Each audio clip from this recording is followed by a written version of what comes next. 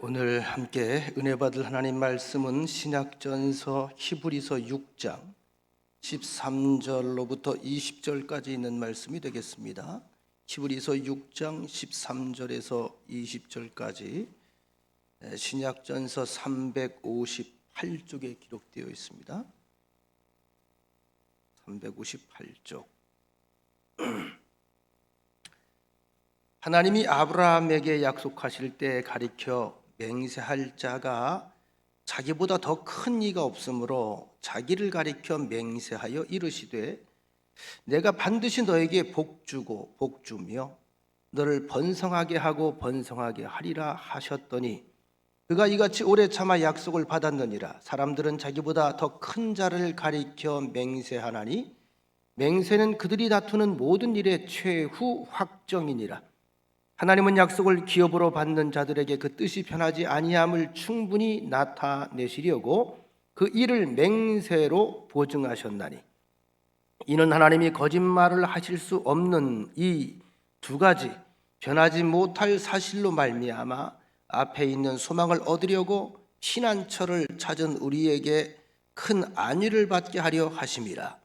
우리가 이 소망을 가지고 있는 것은 영혼의 닷 같아서 튼튼하고 견고하여 휘장 안에 들어가나니 그리로 앞서가신 예수께서 멜기세덱의 반차를 따라 영원히 대제사장이 되어 우리를 위하여 들어가셨느니라. 아멘.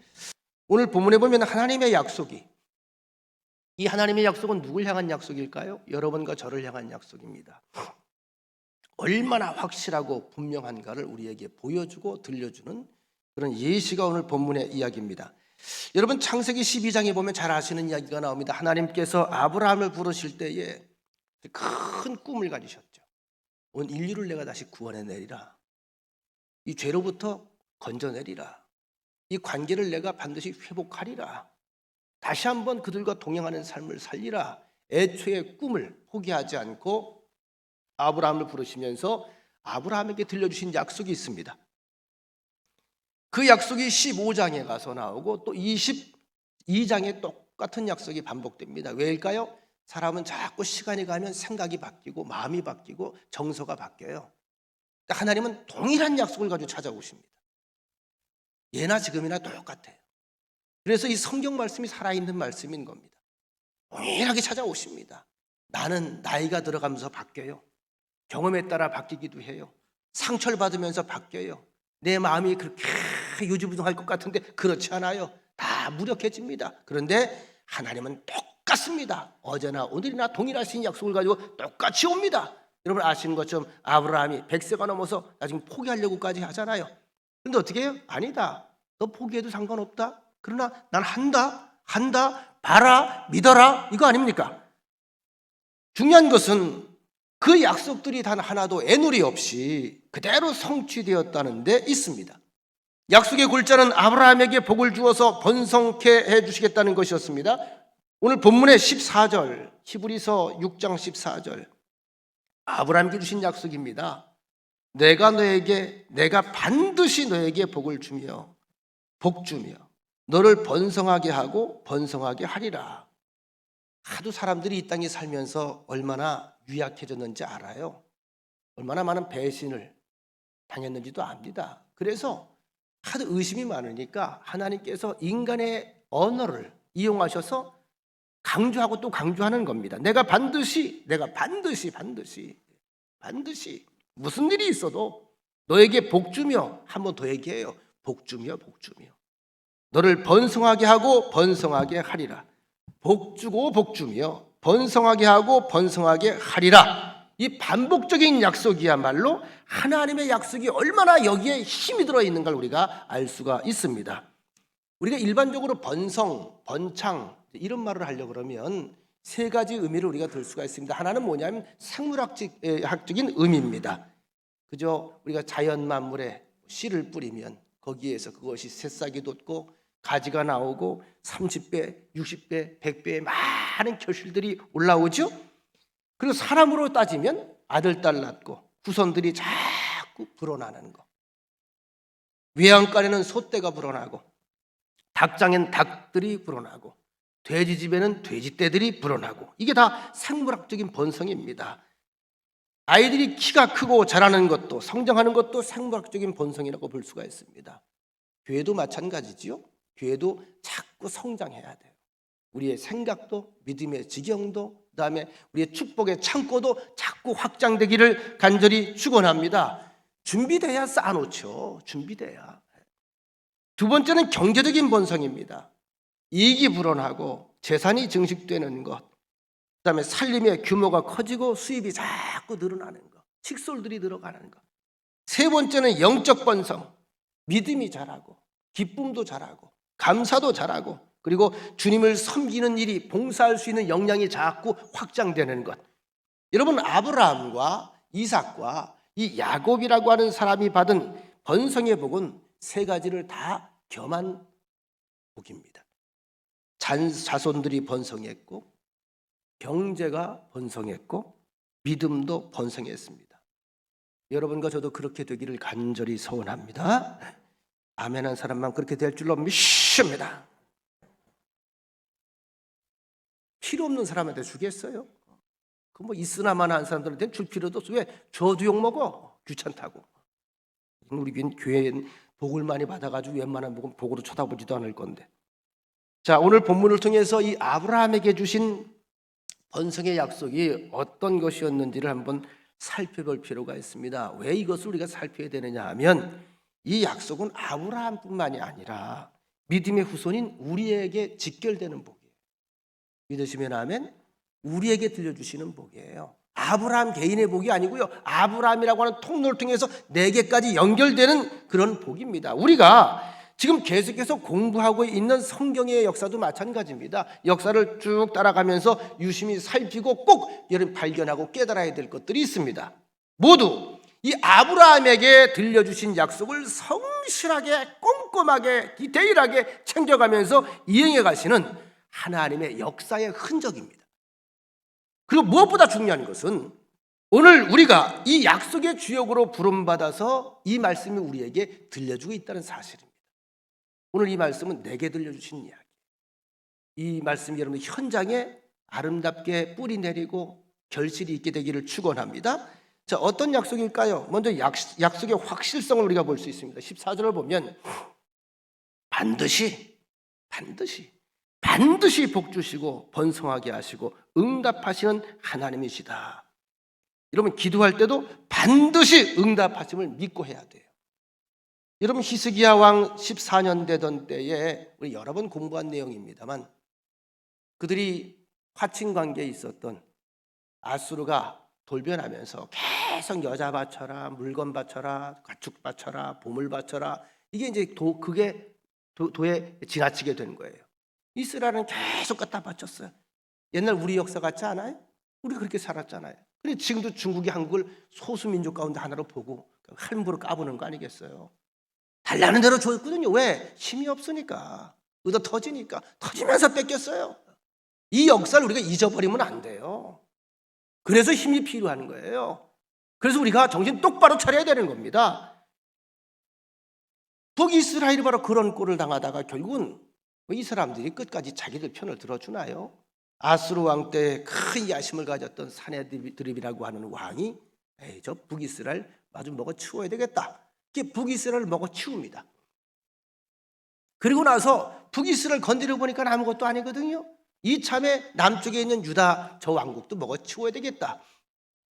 예루살렘까지 침공을 해와서 예루살렘 성 전체를 겹겹이 에워싸고 항복을 종용하고 그들을 모욕하고 그들이 섬기는 하나님의 이름까지도 모욕을 하면서 니네 하나님이 어디 계시냐, 응답해봐라, 지켜줄 수 있을 것 같아, 천만에 만만에 콩떡이다, 우리말 들어라, 모든 복음들을 다 차단해놓고 굶겨 죽일 작정으로 그렇게 계속해서 회유를 합니다. 자, 선택의 여지가 없습니다. 싸울 힘도 없습니다. 대항할 여력도 없습니다. 자, 히스기야가 딱 한 가지밖에 없었어요. 최선의 카드이자 최후의 카드. 이게 이제 우리에게 주어진 카드예요. 뭘까요? 기도입니다. 기도. 모든 백성들이 불안에 떨면서 안절부절하고 있을 때에 히스기야가 보여준 단호한 믿음. 이게 참 오늘날에 필요한 지도자예요. 앞으로 대통령이 이런 대통령이 뽑혔으면 참 좋겠어요. 국민들을 안심시킬 수 있는 사람, 외부로부터 국민들을 안심시킬 수 있는 사람. 여러분, 언제든지 제가 대신 총알바지가 되겠습니다. 염려하지 마십시오. 전 여러분들 포기하지 않습니다. 이게 대통령이에요. 자, 히스기야가 뭐라고 말합니까? 역대하 32장 8절에 보니까 두려워 떠는 백성들, 초조해하고 불안해하는 백성들 앞에 큰 소리로 외칩니다. 그가 누굽니까? 사네립입니다. 아수르 왕 사네립과 함께하는 자는 육신의 팔, 사람의 육신의 팔이다. 연약한 팔. 우리와 함께하시는 이는 우리의 하나님 여호와시라.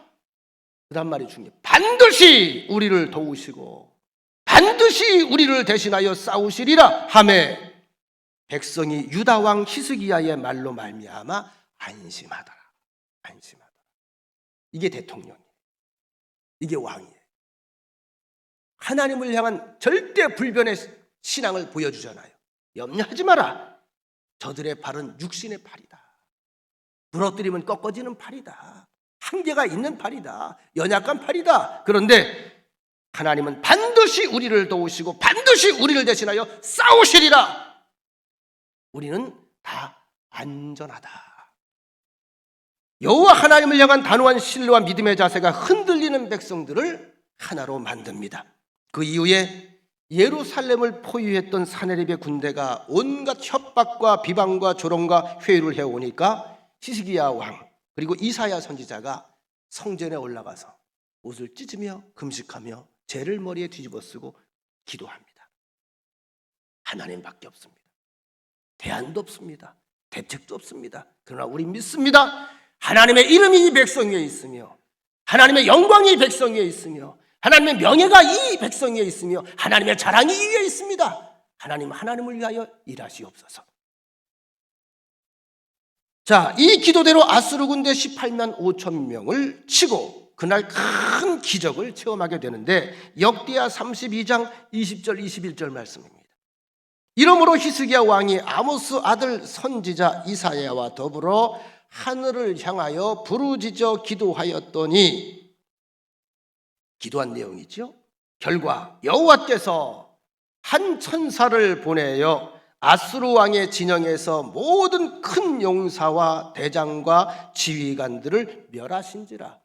하나님이 친히 싸우셨죠. 아수르 왕이 낯이 뜨거워서 쉽게 설명해 쪽팔려서 창피해서 나쁘끄러워서 부하들 앞에서 그 소리 뻥뻥 쳤는데 형편없이 깨어지니까 얼굴을 들 수가 없어서 그의 고국으로 돌아갔더니 그의 신내 전에 들어갔을 때 그 섬기는 신이 있을 것 아니에요? 그의 몸에서 난 자들이 거기서 칼로 죽였더라. 자, 이 전쟁에서 완벽한 하나님의 승리, 이 앞에 꼬꾸라졌던 이 아수르 왕 사네드립이 자기의 고국으로 돌아가서 신전에 가서 무엇이 잘못됐습니까? 이러고 제사를 또 드렸겠죠. 그런 와중에 그의 몸에서 난 자들이 누굴까요? 아들들입니다. 아들들이 쿠데타를 일으켜서 암살을 당하게 됩니다. 하나님과 하나님의 백성을 모욕한 결과인 셈입니다.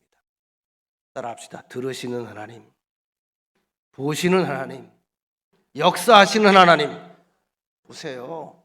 하나님의 이름으로 함부로 들먹거렸거든요. 하나님의 종들을 함부로 모욕했거든요. 여러분 구약성서에도 나오잖아요. 모세와 아론의 권위에 도전하는 사람들 함부로. 근데 문제 뭐냐면 하나님이 듣고 계시다 이거예요. 아주 재미있는 예가 있습니다. 이건 옛날에 부흥사들이 많이 했던 예화이기도 합니다. 미국의 미네소타주에 있는 한 교회에 있었던 일인데 그 교회 맞은편에는 큰 나이트 클럽이 있었어요. 교회 입장에서는 이게 예배가 개척을 했는데 잘 안 되는 거예요. 저녁 예배 때만 되면 반대쪽에서 그냥 그 클럽에서 소리를 요란하게 막 들어놓고 흥청망청 술 취한 사람들이 왔다 갔다 하면서 막 소리 지르죠. 그 예배가 되겠냐고요. 같이 엉켜서 교회를 들어오니까 예배가 되겠냐고. 은혜가 안 되는 거예요. 그러니까 교회 성장이 안 되는 거죠. 자, 결국은 이제 특단의 조치를 해야 되겠다. 그래서 이 문제 해결을 위해서 교회에서 담임 목사가 특별 새벽 기도회를 소집을 하는 거예요. 기도 내용은 그겁니다. 주여, 저 나이트 클럽에 불이 나든지 망해서 여기를 떠나게 하시옵소서. 저것 때문에 하나님의 영광이 본이 안 됩니다. 주의 집이 성장이 안 됩니다. 우리가 기도를 방해받습니다. 저 클럽이 불이 나든지 망해서 속히 떠나게 하옵소서. 자, 교회에는 모임이 있을 때마다 새벽에도 수요일날 저녁에도 그다음에 주일날도 그렇고 주여 주여 주여 역사하시옵소서 기도했다는 거예요. 이상한 것은 그런 기도를 시작한 지 몇 달 뒤에 그 나이트 클럽에 정말 큰 불이 나서 싹 타버렸어요. 기도한 대로 망한 겁니다. 자, 문제는 그 나이트 클럽 사장이 교회에 손해배상을 요청하고 소송을 걸었어요. 이유는 우리가 불난 건 교회가 기도했기 때문이다. 야, 교회는 벙찐 거죠. 그게 무슨 말이 되는 소리냐. 그러면서 손해배상하지 못하겠다고 그러니까 이제 어쨌거나 청구 소송을 제기해서 재판이 걸리는 거예요. 사건 심리를 위해서 판사가 양측 대표를 다 불렀습니다. 여기는 이제 목사님을 불렀고 여기는 이제 사장을 불렀어요. 이제 목사님에게 물었습니다. 교회가 이 클럽 망하게 해달라고 기도한 적이 있습니까? 네, 있습니다. 그러면 기도할 때마다 술집이 정말 불이 나서 망할 줄로 믿고 기도했습니까? 물어봤더니 천만의 말씀입니다. 무슨 소리입니까? 기도한다고 다 망합니까? 그냥 기도는 기도일 뿐이지요. 이제 목사님 대답이야. 자, 이번엔 나이트클럽 사장에게 묻습니다. 교회가 당신네 클럽이 망하게 해달라고 기도한 것을 알고 있었습니까? 예, 제가 한 달 전쯤 알았습니다. 그러면 교회가 기도하는 대로 이 술집에 불이 나거나 망하리라는 것을 알고 있었습니까? 알고 있었습니다. 그렇게 믿었습니까? 확실하게 믿었습니다. 그지 판사가 물어보는 거죠. 어떻게 목사님이 못 믿는데 당신이 믿습니까? 저는 유아 때부터 교회 다니던 사람이거든요.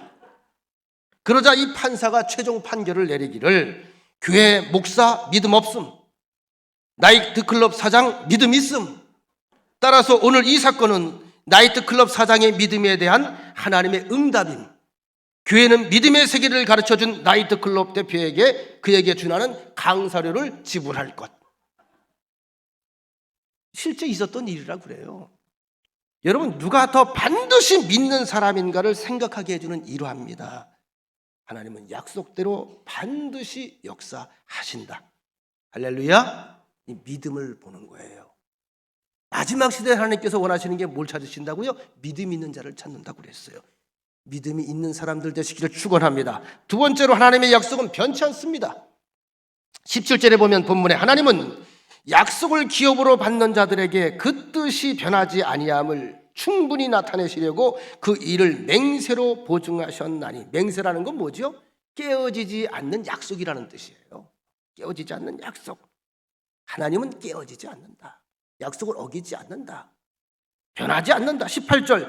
이는 하나님이 거짓말을 하실 수 없는 이 두 가지 변하지 못한 사실로 말미암아 앞에 있는 소망을 얻으려고 피난처를 찾은 우리에게 큰 안위를 받게 하려 하심이라. 하나님의 약속의 불변성을 이야기하는 건데요. 이 이야기를 좀 쉬운 성경 메시지 버전으로 다시 들려드리겠습니다. 18절 19절. 하나님께 인생을 건 우리는 약속받은 소망을 두 손으로 붙잡고 놓지 말아야 될 이유가 충분합니다. 하나님의 약속, 내게 주신 약속을 두 손으로 꼭 잡고 놓지 말라는 거예요. 그 소망은 끊어지지 않은 영적인 생명줄 같아서 모든 상황을 뛰어넘어 곧바로 하나님 앞에까지 이릅니다. 얼마 남지 않았다는 거예요. 하나님이 훅 잡아당기면 금방 하나님 앞에 딱 가요. 우리의 소망, 우리에게 들으신 소망은 바로 이러한 힘이 있다는 것입니다. 여러분, 고가의 보석일수록 색깔이나 모양이 잘 변하지 않습니다. 금은 땅에 묻어두어도 그 색이 변하지 않아요. 그래서 금이 귀한 거예요. 은이나 동은 벽에 걸어두어도 금방 색깔이 변합니다. 신앙도 마찬가지입니다. 쉽게 변하는 신앙이 있고 변치 않는 신앙이 있습니다. 사는 것은 비슷합니다. 힘들다고 변하고 속상하다고 변하고 병들고 실패했다고 변하고 짜증난다고 변한다면 신앙을 지키기가 참 어려워요. 왜냐하면 우리가 세상 살다 가노라면 힘들고 어렵고 괴로운 일들이 겹겹이 계속 쌓여 있어요. 저는 뭐 아픔이 없을 것 같습니까? 저는 뭐 좀 아픔이 없을 것 같습니까? 저도 쓰라림이 없을 것 같습니까? 다 인생사가 비슷해요. 삶 자체가 문제예요. 근데 그때마다 우리가 확인해야 될 것이 있죠. 주의 얼굴입니다. 나를 향한 주의 가슴입니다. 주의 약속입니다. 히브리서 13장 8절, 그래서 주님께서 이런 말씀을 들려주시죠. 예수 그리스도는 어제나 오늘이나 영원토록 동일하시니라. 다시 말하면 변하지 않는다. 다니엘서 6장 26절에 보면 사자굴 속에서 죽지 않고 살아서 나온 다니엘을 보고 후회하고 있었던 다리오 왕이, 자기가 평소에 믿던 하나님도 아니잖아요. 근데 다니엘이 믿는 하나님을 향해서 믿음을 고백한 아주 고귀한 장면이 나옵니다. 살아서 나온 다니엘을 보면서 어떻게 살아나왔느냐? 여호와 만군의 하나님께서 나를 지켜주셨습니다. 자, 다리오 왕이 고백합니다. 그는 살아계신 하나님이시요 영원히 변하지 않으실 이시며 그의 나라는 멸망하지 아니할 것이요 그의 권세는 무궁할 것이라. 요한계시록 1장 17절, 나는 처음이요 마지막이라. 잘 아시는 내용, 너무나 많이 알려진 내용입니다. 누가복음에 보면 돌아온 탕자 이야기가 나오잖아요. 몇 년의 세월이 흘렀는지 몰라요. 다 탕진해버렸습니다. 다 날려버렸습니다. 오죽했으면 형이 그를 향해 기생충이라고 그래요. 사람 취급을 하지 않잖아요. 우리 과정을 알잖아요. 다 소진하고 다 탈진하고 몸까지 병이 들어서 겨우 짐승이 돼서 기어들어온 아들. 아버지가 변했나요? 변하지 않았나요? 변하지 않았어요. 그 비유에서 들려주는 핵심이 누굴까요? 변하지 않는 하나님의 마음입니다. 변하지 않는 하나님의 아픔입니다. 얼마나 아파하셨을까요? 얼마나 잠을 못 이루셨을까요? 지금도 동일한 그 하나님께서 나를 바라보며 잠 못 이룰 때가 참 많습니다. 이걸 우리가 돌이켜봐야 돼요. 아, 나 때문에 참 아프셨겠구나. 나 때문에 가슴 아파하셨겠구나. 나 때문에 밤에 잠을 못 주무시겠구나. 나 때문에 근심하시겠구나. 여러분들 근심시키는 자녀가 좋겠어요? 늘 곁에서 환하게 웃게 만드는 자녀가 좋겠습니까? 웃게 만드는 자녀가 되시기를 축원합니다. 우리 찬양 한 곡 하고 이어가겠습니다. 찬송가 394장인데요. 아더 루터가 지은 고백, 신앙 고백적 찬양. 이 세상의 친구들 나를 버려도 나를 사랑하는 이 예수뿐일세. 예수 내 친구 날 버리지 않네. 온 천지는 변해도 날 버리지 않네. 함께 부르겠습니다.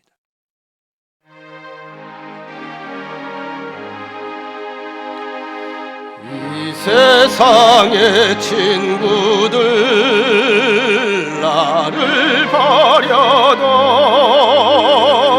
나를 사랑하느니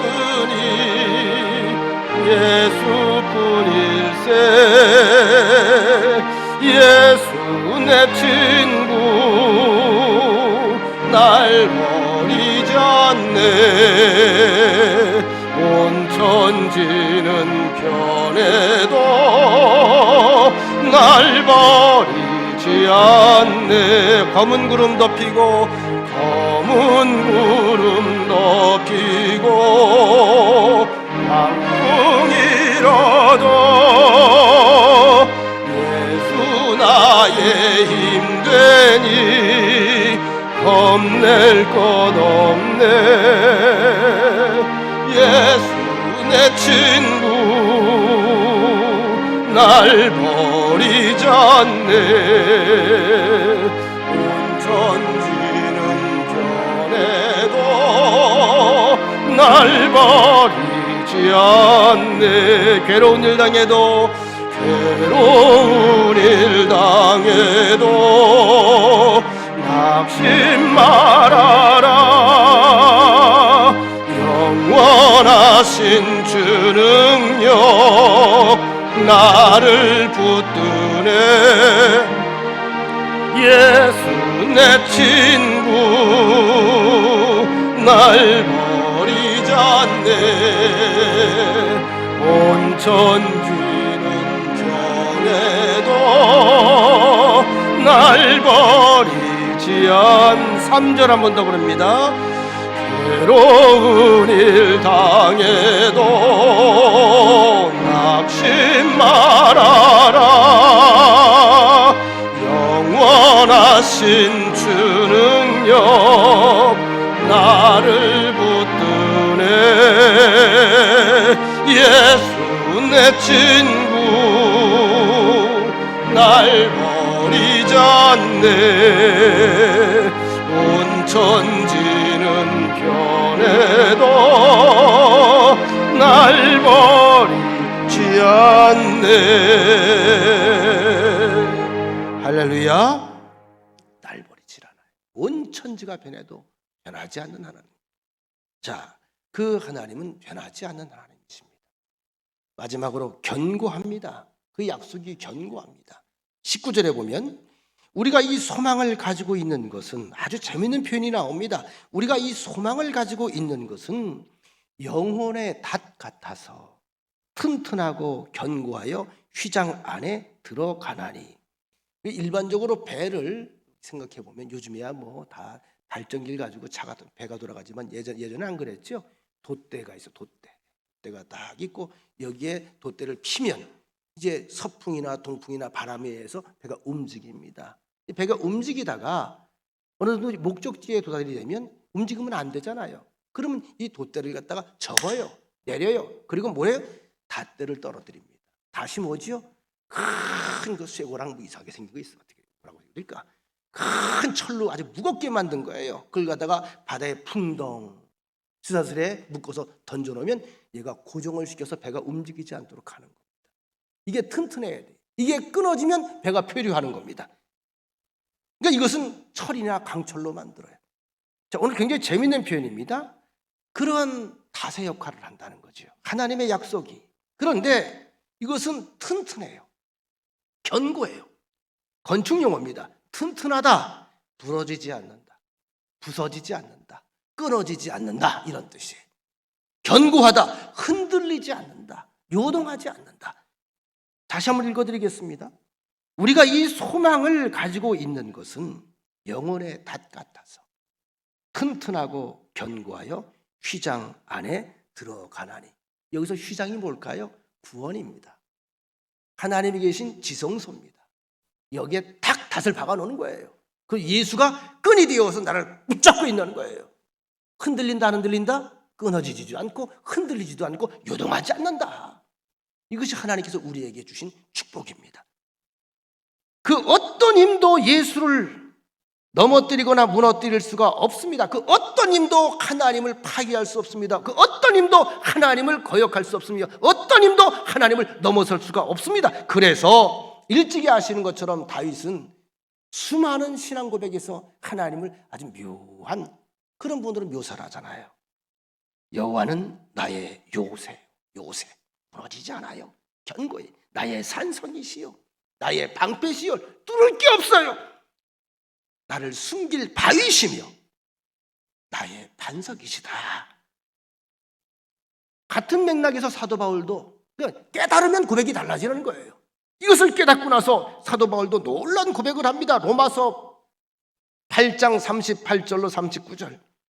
내가 확신하노니 사망이나 생명이나 천사들이나 권세자들이나 천재일이나 장래일이나 능력이나 높음이나 깊음이나 다른 어떤 피조물이라도 이 내용을 한번 쭉 살펴보세요. 이 세상에 존재하는 모든 나를 위협할 만한 것들을 다 지금 끄집어내고 있습니다. 어떤 피조물이라도 우리 주 그리스도 예수 안에 있는 하나님의 사랑에서 끊는다 못 끊는다? 끊어낼 수가 없다는. 왜냐하면 견고한 닷 같아서 끊을 게 없어요.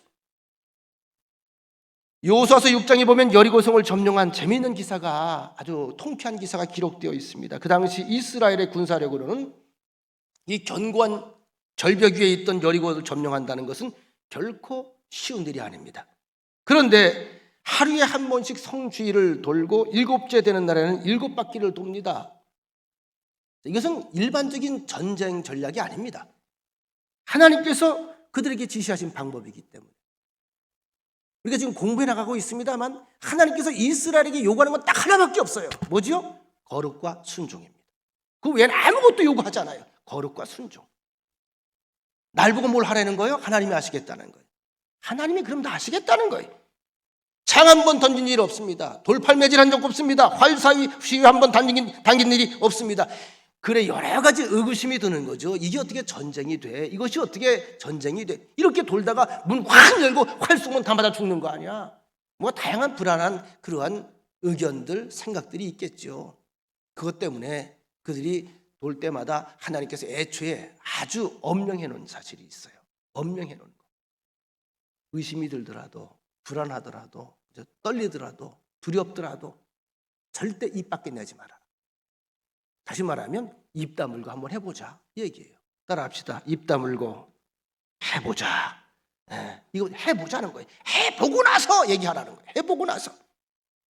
여러 가지 의구심이 들었지만 하나님이 그리 말씀하셨으니 그리 해봐야 되겠지. 하나님이 다 생각이 있으시겠지. 하나님이 다 계획이 있으시겠지. 여러분, 하나님은 생각이 없는 분일까요? 아니면 하나님은 계획이 없는 분일까요? 아니면 하나님은 대책이 없는 분일까요? 글쎄, 여러분의 하나님은 그러신가 모르겠어요. 우리 하나님은 대책이 다 있어요. 생각이 있어요. 계획이 있어요. 여호와 일의 하나님입니다. 자, 여리고성이 무너졌어, 안 무너졌어? 무너졌잖아요. 우리 결과를 가지고 얘기하는 겁니다. 팩트입니다. 여리고성이 무너졌어요. 성경은 말합니다. 히브리서에서 그것은 그들의 믿음의 결과였다. 이 믿음이 참 중요해요. 다윗과 골리앗의 대결도 마찬가지죠. 소년 다윗과 골리앗의 대결이 있을 수가 있는 일입니까? 요즘에 보니까 동계올림픽 시합하는 게 나오더라고요. 보면 그 스피드 스케이팅 우리나라 차진균가 그 친구 은메달 따 500m에서 야, 거기에 옆에 뛰는 친구들 키를 봐. 나는 내가 키가 작으니까 키만 보여. 2m가 넘어. 2m가. 그 차진규 이 친구도 80이 넘는데 어린애 같아요. 요만해요. 그 옛날 따져봐봐요. 이 골리앗이 요즘 키로 얘기하면 3m 한 5 정도가 된다는 거예요. 안 놀라잖아, 우리 교인들은. 2m 5만 돼도 사람이 눈이 뒤집어지는데 3m 5예요, 키가. 3m 5. 3m 5면 어느 정도 아세요? 우리 교회 앞에 농구 골대 있죠? 그게 3m 5 정도 돼요. 그건 딱 서 있으면 그 머리가 딱 이렇게 있는 거예요. 여러분 이따 나갈 때 거기서 이렇게 한번 쳐다보고 가요. 아, 저게 골리앗이구나. 그 체격은 좀 좋았겠어요? 싸울 수가 없어요. 애초에 싸움 자체가 안 돼요. 여러분 체급이 다르면요 기술이 필요 없어요. 아무리 빠르게 기술을 한다고 안 돼요. 여러분 권투 보세요. 권투. 팬텀급 같은 나 같은 사람이 가가지고 헤비급 무제한에 가서 붙어 싸우고 있을 것 같아? 내 주머니 아무리 강한들, 내가 아무리 빠른들, 아무리 머리 좋은 아니에요. 그냥 툭 내려치면 푹 주저앉아요. 이게 다윗과 골리앗의 싸움입니다. 그런데 그 결과는 다윗의 승리였죠. 그냥 억지로 겨우 이긴 게 아니라 이기고 남았어요. 너끈하게 이겼어요. 사무엘상 17장 40절에 보니까 어린 소년 다윗이 아직 얼굴에 홍색 끼도 빠지지 않았어. 아주 어린아이야. 미성이야. 돌멩이 5개를 골라서 주머니에 넣었습니다. 몇 개? 5개. 그 중에 하나를 꺼내서 물맷들을 던져놓고 돌려놓고 집어넣고 돌립니다.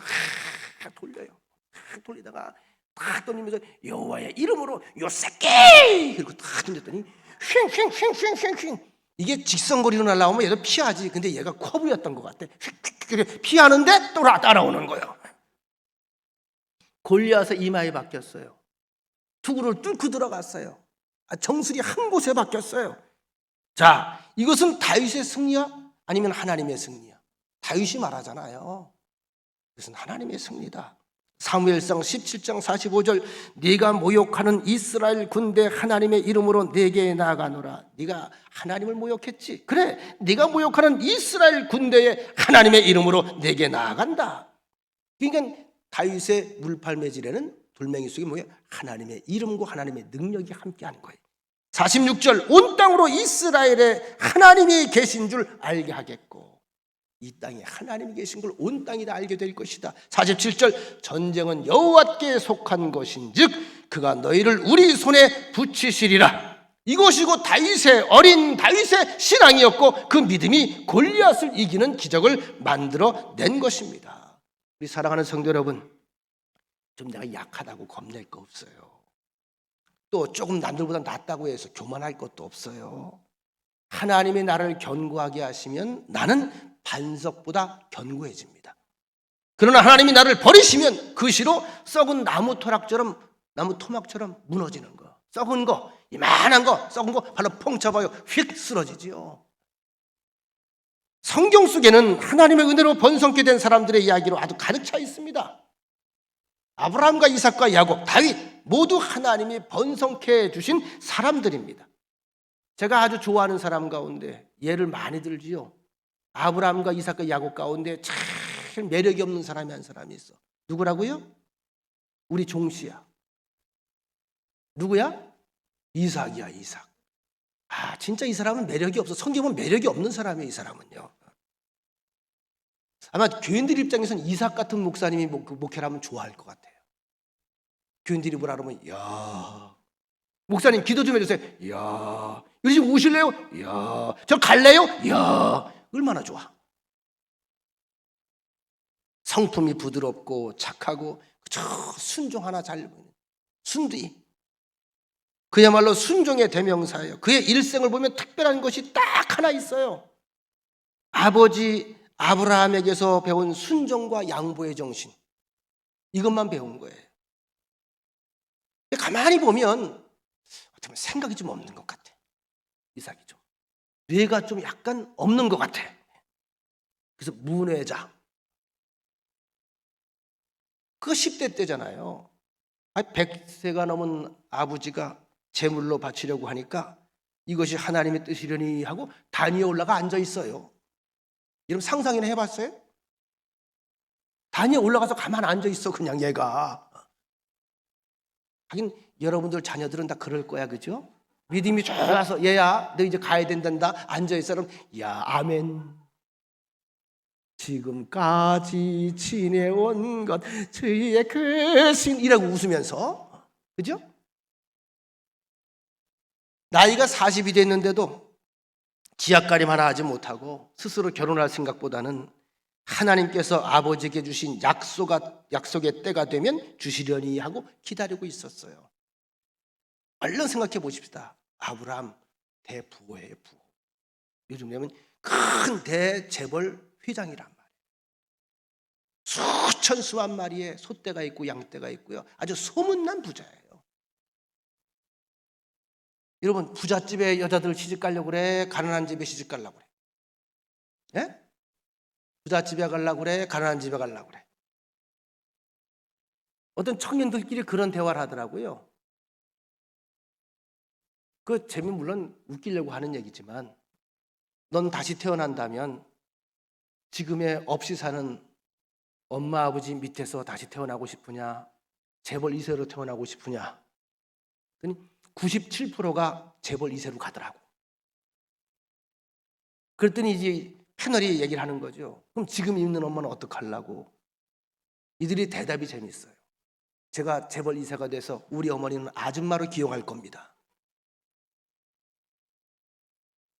그럼 여러분 생각해 보세요. 이삭이 인기가 있었겠어 없었겠어?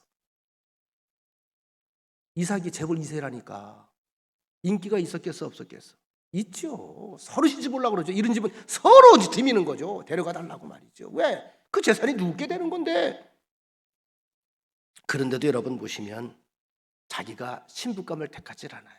다 아버지한테 맡깁니다. 이것은 왜냐하면 아버지를 기도하는 영적 가장으로 신뢰했기 때문에. 아버지, 하나님의 뜻이에요. 하나님을 경외하는 마음을 가졌기 때문에 아버지를 믿는 거예요. 그리고 나서 아시는 것처럼 창세기 26장에 보면 결혼한 이후에 그랄 지방에 살던 이삭이 운물을 받다가 그 지방 목자들이 와서 자꾸 텃세를 부리는 거예요. 이 우리 땅인데 네가 네 맘대로 왜 운물을 받느냐? 그 당시 운물 파는 건 지금처럼 기계가 있던 때도 아니니까 얼마나 힘들었겠어요. 수작업으로 다 패야 되는데 목자들이 시비를 걸어요. 그랬더니 이제 이삭이 그러는 거죠. 알았시오. 이것 갖고 뭐 싸울 것도 없잖아요. 그럼 당신들이 다 가져요. 내가 다른 데로 가면 되잖아요. 안녕히 계셔요. 그래서 많은 사람들이 이삭을 충청도 사람이라고 생각을 해. 또 가서 그곳에 우물을 봤더니 그 동네 사람들이 또 와서 행패를 부립니다. 다시 말하면 그냥 거저 먹겠다는 거야. 물을 소중하니까. 어떻게 해요? 또 두말하지 않고 또 딴 곳을 알았다니까요. 그리고 가요. 우리가 여기에서 한 가지 짚고 넘어가야 될 사실이 있습니다. 아브라함 이후에 이삭도 이미 족장이에요. 지금으로 얘기하면 하나의 도 정도의 기업을 가질 만한 그런 힘이 있는 사람이에요. 거기 군사도 있어요. 왜? 도적들로부터 재산을 보호해야 되니까. 장정들이 많이 있어요. 하인들도 많이 있어요. 종들도 많이 있어요. 그러면 힘이 있어요. 경제력도 있어요. 능력도 없어요. 다시 말하면 경제력이 있다는 얘기는 용병을 사면 돼. 그러면 용병을 사면 돼. 두려워서 물러선 것이 아니고 물질이 없어 양보한 것도 아니고 힘이 없어 양보한 것이 아니라 이것이 하나님의 사람, 믿음의 사람의 삶의 방식이라고 믿었던 겁니다. 즉 이삭은 세상의 원리가 아니라 하나님의 원리를 쫓았던 겁니다. 이 사건이 아브라함 때로 가면 똑같은 이야기가 나와요. 아시죠? 아브라함과 조카 롯이 제사 문제가 자꾸 증식이 되면서 먹을 게 떨어지고 물 때문에 싸우고 먹는 것 때문에 싸우니까 나중엔 아브라함이 롯을 부르잖아요. 야, 같이 사는 게 좋긴 하다만 자꾸 싸움을 벌어지는 어떡하냐. 덕이 안 된다. 네가 동을 택하면 내가 서쪽으로, 네가 저쪽을 택하면 나는 우를 택하며, 네가 좌를 택하면 나는 우를 택하며, 좌를 택하면 우를 택하면 나는 좌를 택하리라. 자, 이에 멀리 동편을 바라보면서 소돔 쪽으로 떠난 게 누구죠? 롯이잖아요. 그러니까 조카 롯은 세상적인 지식과 상식을 가지고 살아가는 사람이지만 아브라함은 하늘의 원리를 추구했던 사람입니다. 똑같은 장면이 우리가 많이 본 듯한 장면이 나옵니다. 아브라함이 양보한 이후에, 조카 롯이 떠나간 이후에, 오늘 본문에 보면 이삭이 우물을 양보한 이후에 이제 한적한 곳에 왔을 때 드디어 더 이상 시비할 사람들이 없어졌습니다. 창세기 26장 12절에 보니까 하나님이 그 해에 100배나 복을 또 주셨다. 복은요 추구한다고 되는 게 아니고요, 복은요 하나님께서 부어주셔야 되는 거예요. 13절에 보니까 창대하고 왕성하여 부자가 되었다. 근데 우리끼리만 아는 부자가 아니라 이 소문이 급속하게 퍼져나가는 거예요. 마치 오베데돔의 집에 복이 임한 것처럼 이삭의 복이 많은 사람들에게 귀감이 되는 거예요. 야, 기적이다, 기적.